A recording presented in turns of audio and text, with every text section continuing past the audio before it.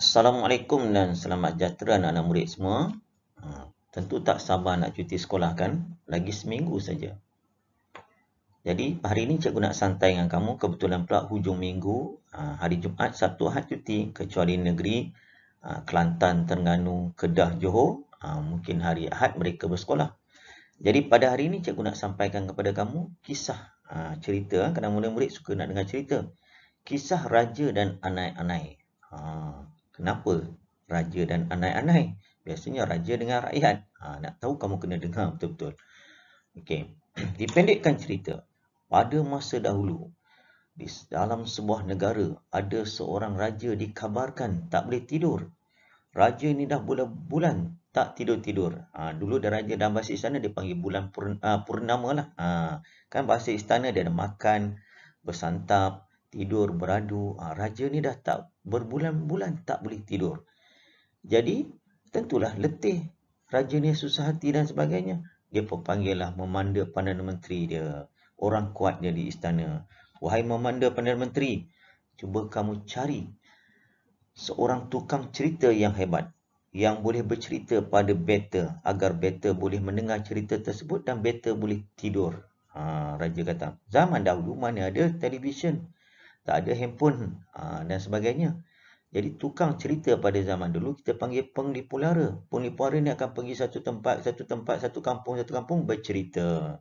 Jadi memanda bendahara ni pun pergilah ke sebuah kampung.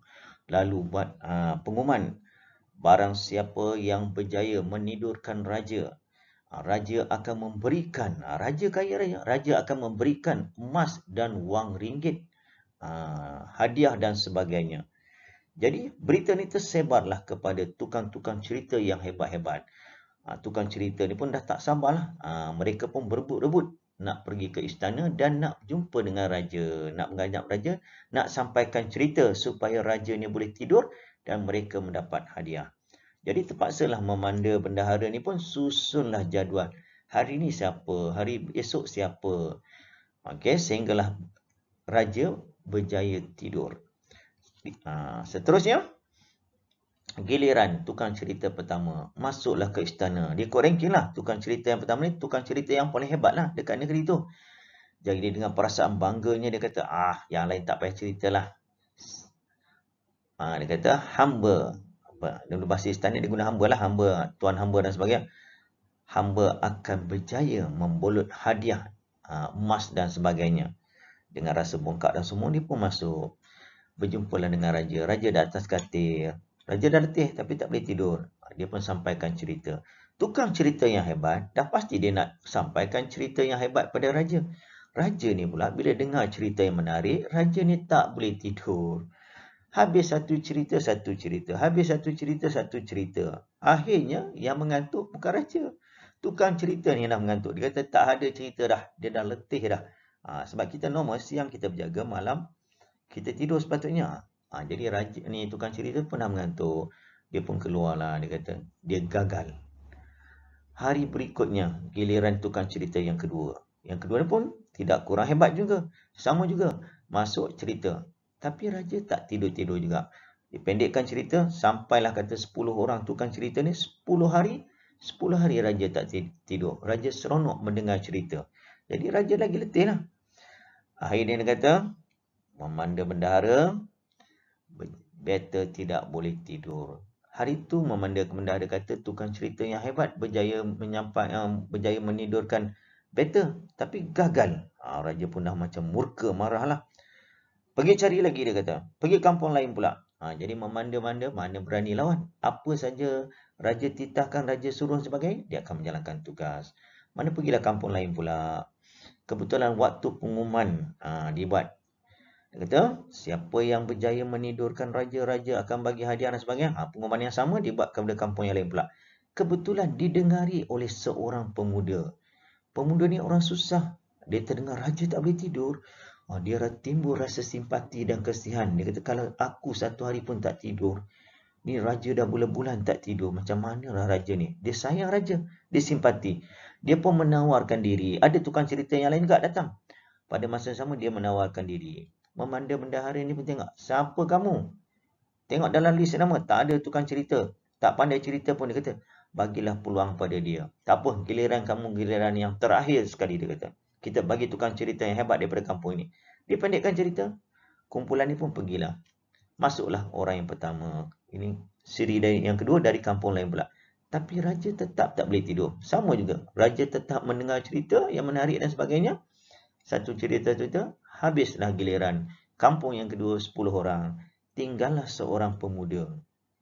Bila dah tengok tukang cerita yang hebat pun tak boleh, apakah pemuda ni? Bendahara pun dah mula nak marah. Kamu nak cerita, kamu nak kena marah dengan raja nanti. Raja murka macam mana? Dia kata, bagilah peluang, dia kata.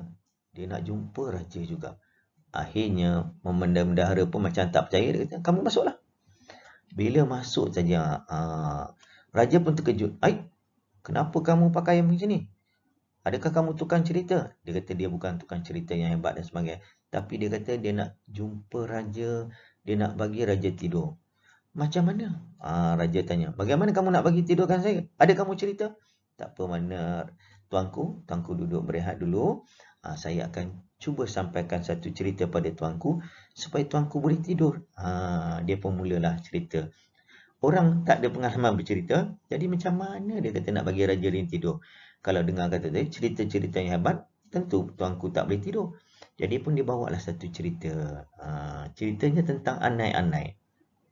Jadi pemuda ni kata, wahai tuanku, di satu tempat dia kata, ada sekumpulan anai-anai. Anai-anai ni pun masuk ke dalam busut. Busut macam rumah anai-anai lah. Kita rumah, ada banglo dan sebagainya. Anai-anai pun masuk. Seekor anai-anai masuk ke dalam busut. Kemudian dia berhenti. Raja tanya, kemudian apa yang berlaku? Dia kata, masuk seekor lagi anai-anai. Kemudian dia berhenti. Raja nak tahu lagi. Kemudian apa yang berlaku? Masuk lagi seekor anai-anai. Sampailah dia buat benda yang sama. Dia hanya sama, dia kata masuk seekor anai-anai. Masuk seekor anai. Raja tanya dia, dia kata masuk seekor anai. Akhirnya, raja ni pun boring lah, bosan lah. Tak dengar cerita lagi. Tapi sebuah ayat yang tanya, apa yang berlaku, dia pun sebut masuk seekor lagi anai-anai. Akhirnya, disebabkan cerita dia tidak menarik, raja ni tertidur. Bayangkan dah lama raja tak tidur, tak beradu. Jadi dengkuran raja ni terlalu kuat.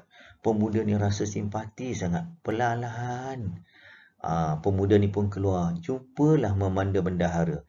Sebab dia ikhlas, dia tak tuntut pun hadiah. Dia kata, memanda bendahara, diam. Raja dah beradu, raja dah tidur.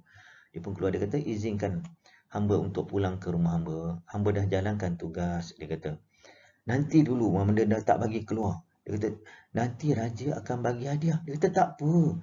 Yang penting raja boleh tidur dan beradu. Dia pun nak balik, tapi dia ditahan. Sebab benda takut nanti tuanku akan murka. Sebab tuanku dah janji nak bagi hadiah. Jadi dia tahan. Esoknya, selepas beberapa lama jam tidur, raja terjaga. Raja rasa segar dan sebagainya. Mana pemuda semalam? Bendahara dengan rasa gembira lah. Biar wajah raja ceria sebagainya. Dipendekkan cerita, bawalah pemuda ni masuk ke sini. Raja terus mengambil pemuda ini untuk bekerja di istana sebagai tukang cerita. Apa yang kita boleh sampaikan di sini? Simple saja. Orang yang hebat ialah orang yang berjaya mengambil kesempatan. Tengok, tukang cerita yang hebat pun tak berjaya. Tapi dia menggunakan kesempatan macam mana? Dia menggunakan ilmu. Jadi kalau kamu nak menyelesaikan satu masalah sebaik, kena ada ilmu, kena belajar dan sebagainya. Okey, itu saja yang cikgu nak sampaikan pada hari ini. Kita jumpa lagi lain kali. Bye. Assalamualaikum semua.